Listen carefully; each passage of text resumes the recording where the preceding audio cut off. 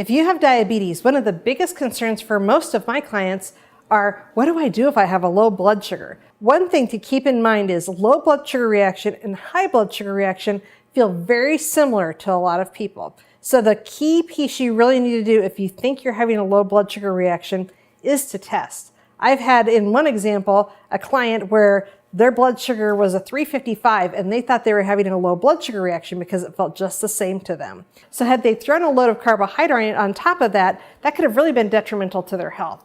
One of the things that can really help you is to always have with you in your diabetes self-monitoring case one load of carbohydrate. Now, your healthcare provider and your diabetes self-management team, like your dietitian, will help give you a guideline exactly for you about the amount of carbohydrate they want you to use for treating a low blood sugar. But for most people, it's simply about 15 grams of carbohydrate that they want you to have.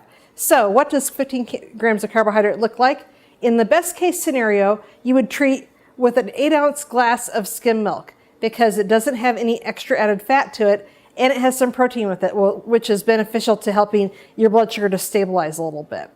One item I discourage people from using are items such as candy bars. And the reason we don't have you use that as much, you don't want extra fat going in with your carbohydrate because the fat will keep the blood sugar from getting into the cells, which is really the whole goal when you're having that low blood sugar reaction. Instead, one of my favorite things to use if you don't have something like a glucose tab or a glucose shot with you are 6 of the traditional Easter jelly beans, or you can use about 15 of the gourmet jelly beans in a little sack. So then they can keep those in their case. It doesn't take up a lot of bulk. They're easy to eat if you're having a low blood sugar reaction. Keep it simple, keep it safe, and keep your diabetes in good control.